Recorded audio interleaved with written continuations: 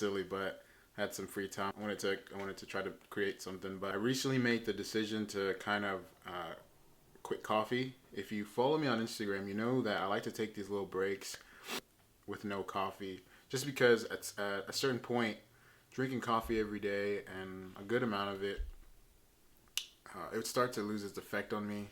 I started to build a tolerance, and I just wasn't getting the benefits that I would get going, that I would use coffee for. So this time I wanted to go a little bit longer. Than what I did was I just went on YouTube and I searched how to quit coffee. Thinking, I would find little tips on how to, wean off of it, maybe some substitutes that have less caffeine that'll make things easier. And that was there. Like, those videos were there. But what I didn't expect to find were videos on how harmful caffeine was for you. So I started looking at those videos, and everybody knows, I knew that caffeine is a drug, but we don't really look too much into it because everybody drinks it. It's in everything. It's in soda. It's in chocolate. It's in our over-the-counter drugs. It's in our medication. So no one really looks into it. And one of my main goals is to just be the healthiest I can be, without needing either a big amount of supplements or medication, because diabetes runs in my family. So I don't want to be dependent on something to make myself healthier.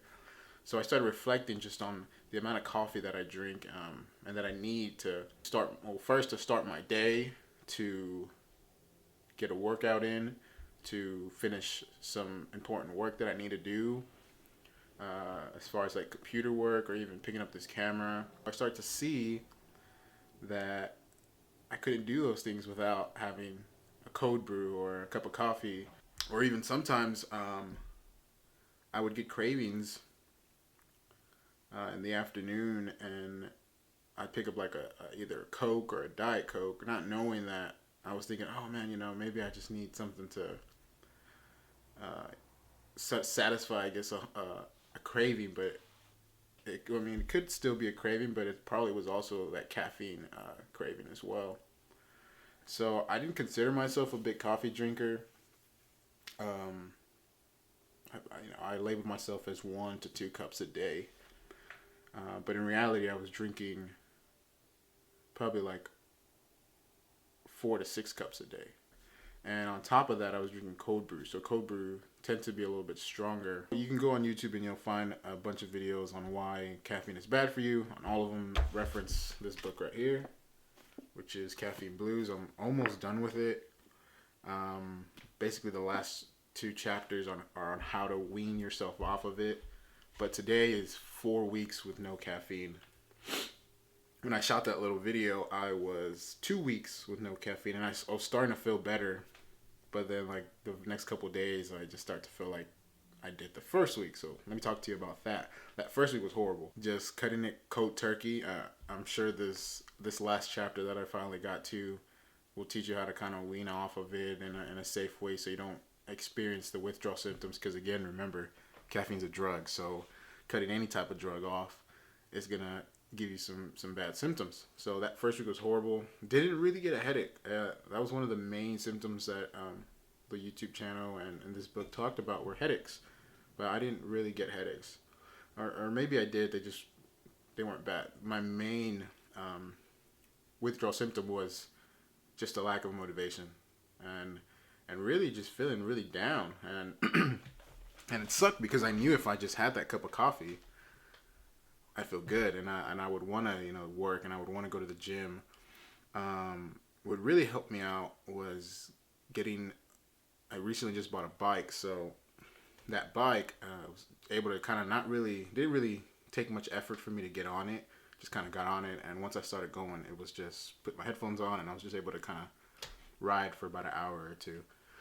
But no work got done that first week. I believe I went to the gym once, but you can only imagine. I was probably there for maybe 30 minutes, and it wasn't an effective workout. So that first week sucked. No energy at all throughout the whole day. So when I woke up tired, and it was like that throughout the whole day until I went to sleep. That second week, I started to get little dips of energy, and that's why I wanted to make that video. I was like, hey, I wanted to say like, hey, I'm coming out of it. I'm starting to get energy, but it was just a dip and a drop, dip, drop, dip, drop that whole entire second week. I was able to get some work done and actually start going to the gym again. It was a crazy thing because with my workouts, I needed a cold brew to get me through my workout, but I was able to they sucked, but I was able to do it, which was a good thing. And going into that third week, the dips were still there, but they just weren't as bad. So, and I wouldn't even necessarily say I had energy. It's just the dips weren't as bad. So I was fine. I'm good.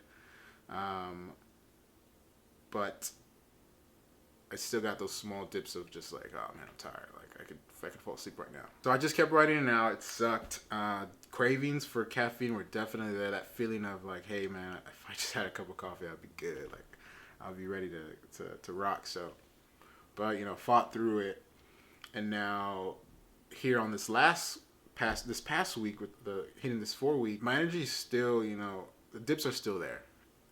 I feel good in when I wake up, I feel like I'm rested. I feel good. I don't need the coffee. It's really, that noon to like 2 o'clock time where I feel like I need something to kind of get me through the day. And that's the whole reason why I wanted to quit coffee, because I would have the crashes around that time. So I would wake up first thing in the morning, get some coffee, and just feel good, right? The whole morning, get a lot of work done. Get to go to the gym. But it was the after 12 to about 2 o'clock where I would just hit a crazy dip, and I hated it. The rest of the day I couldn't do anything. I couldn't think. Wasn't as sharp as I was in the morning. I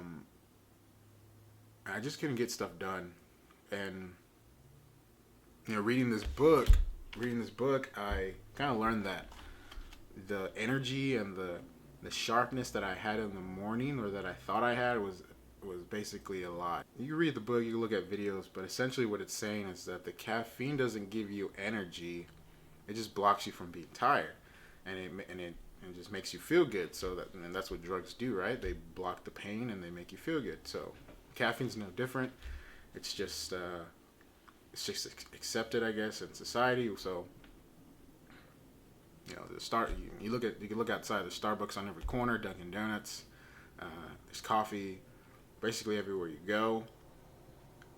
And again, like I said, it's in chocolate, it's in soda, soft drinks. So we start drinking that stuff, as soon as we can. We start drinking that stuff before we could probably even walk. So it kind of scared me a little bit, but I know, there's a lot of bad stuff that we don't know about that's in our food and our drinks. So thinking about how much caffeine I've had, especially the last like 4 years, it kind of scared me. So, like I said, I'm always striving to be at the healthiest I can be.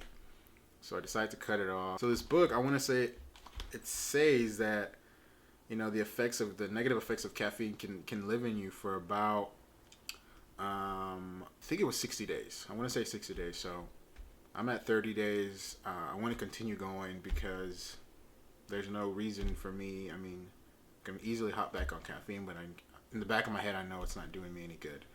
So I'm gonna go. I'm gonna continue to go, but right now it's good. I could get a workout in. I can get some work done. Just waiting for those crashes at like I said, around noon to 2 o'clock to go away, and they are going away. They're not as bad as they were, the past couple weeks. So I'm gonna continue doing that. There's a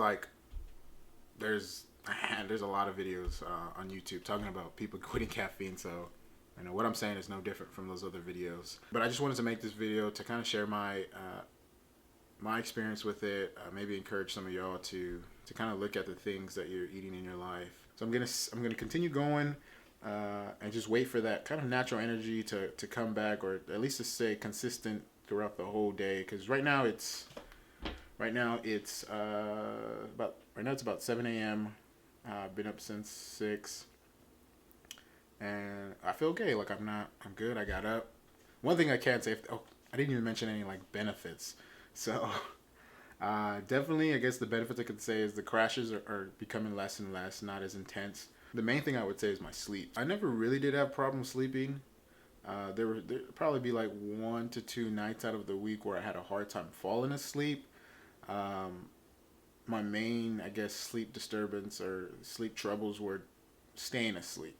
So I would wake up probably, I don't know, three times a night, 3 to 4 times a night. So I could fall asleep pretty easily, but then staying asleep was a problem. But coming off of coffee, falling asleep has been no issue. I think in the past month I probably had 1, maybe 2 times where I just, it took me a while to kind of fall asleep. But as far as staying asleep, that's where I've seen the big improvement. Most is probably 1 time a night. Like I'm disturbed and I like get up, I check the time and it's like 1 a.m. So obviously that's not a time to wake up. But my body has been really waking up like around 4:30, 5 o'clock, and I fall asleep like pretty early, probably by 10. So that's really been the big benefit so far that I've seen from quitting coffee is that I'll, I fall asleep pretty quickly and I don't really wake up as much at night.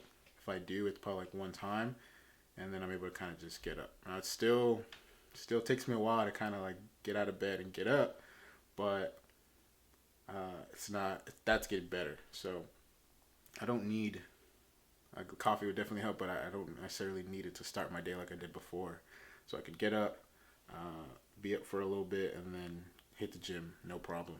So that's where I'm at with that. But anyways, I'll stop there. Uh, you know, encourage you guys to strive to be the healthiest you can be too.